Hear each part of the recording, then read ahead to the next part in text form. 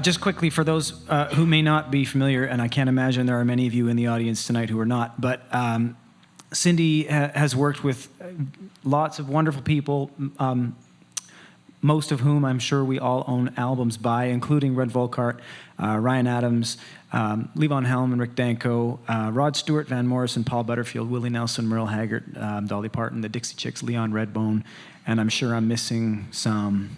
And yourself. And myself. Because we played in Austin. We did play together in Austin, didn't we? Yeah, I didn't put my name on the list, foolishly. Please do. Yeah, it'll go on there for next time. But welcome to Toronto. Thank you. It's great to be back here. Yeah. Thank you. Your instruments, I hear a lot of six tuning stuff in your instruments, and I think of that as being a Western swing or a Texas approach, whereas the classic, a lot of the Nashville sounds would be more E9s, more of a 9 tuning. Does that seem fair? Oh, it's totally fair, but I never learned how to play pedal steel. Actually, when I was in Nashville, I was just the non-pedal steel guitar to me was just kind of a hobby that I did for relaxation. I can't believe I'm saying that because it's not really relaxing to learn this instrument.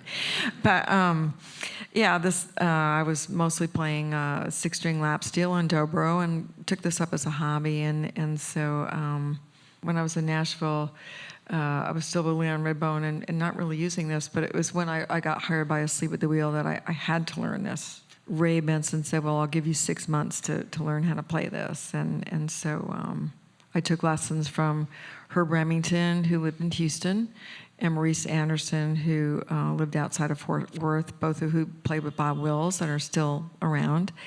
And I also took lessons from John Ely, who was the person that left Asleep at the Wheel before I came by. Okay. It was boot camp. Yeah, I was going to sound like boot camp. Yeah. I mean, what a great opportunity for a band that established to say, okay, we want you to be in this band. You've got 6 months to get ready. That's amazing. That doesn't happen very often. Oh, it was amazing.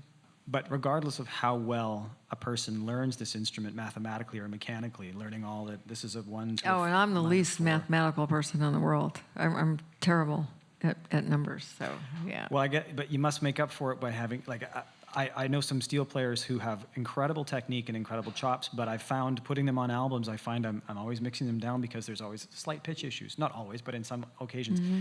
The ear is such a huge part of this. It's like a violin with 8 strings and moving parts. I mean, it's the ear is such a bigger part of this instrument than this one, for example. I mean, I have to play in tune, but I have pieces of metal that tell me where to put my fingers. Yeah, you can actually feel the fretboard. Yeah. Which was what I very much miss playing guitar for that reason. The contact, the control, you know. Do you sing? I used to, yeah. I imagine you not probably tonight. have pretty good pitch. No, not tonight. Yeah, I think I had pretty good pitch when I sang, and also I played guitar for a number of years, and so I got used to, the whole thing of always trying to be in tune and changing chords smoothly and stuff. Yeah. But that said, I don't think that, I don't want to sound like I think that this instrument is a mechanical instrument. It's not. But I really think you do have to rely a lot on instinct and your ear, especially because, with these steels, I mean, it's like getting into, if you're playing somebody else's steel as I am tonight, it's like getting in a rental car. It's like, where's the, right. The switches and the horns, but they're all different, and you really have to, and this is when a lot of these non-pedal steels were built when things were handcrafted, so maybe on any given day, maybe the 5th fret might be in a slightly different place than on a steel that was made the next day. So yeah, you really have to rely on your ear. We talked a little bit about upstate New York, and maybe if you talk a little bit about your early days when you were living there and the people who were inspiring you. And it's such a fertile musical ground, in Woodstock, and storied and classic, legendary place in the American sort of music landscape. What great fortune for you to have come from there, maybe? Is that true? Oh, I feel very lucky to grow up in Woodstock, New York. It was such a musical melting pot, and at the time there was, of course, it was before the term Americana was even, thought of, but I started taking guitar lessons when I was 11 years old, and my guitar teacher happened to be performing in a concert in Woodstock that was a benefit for someone whose house had burned down. So they had all these amazing musicians come. So the first live show I saw was John Hammond Jr., Van Morrison, who was living in Woodstock at the time, Odetta, Paul Butterfield. And so, you know, when you're 11 years old and you see that live, it's like, of course, that's what you want to keep doing. You know, I just started taking guitar lessons. Was there a community there that you were able to immerse yourself in, where they were nice to you and they would play with you and show you stuff and be your friend? Like, was it that kind of vibe? Oh, Woodstock was a great community to grow up in. There was a bar called the Watering Trough, and every Sunday they had a country jamboree.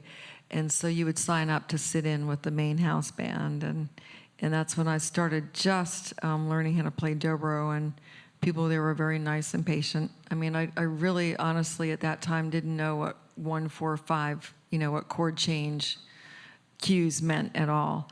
But it was a very generous community because it was an arts community and a music community. And so I really think it was, in some ways, even though I always wanted to go to a real music college, I think it was probably one of the better educations I could have had. I think it was the influence of all the different sounds that I heard growing up that really made me go from guitar to dobro to six-string lap steel to this.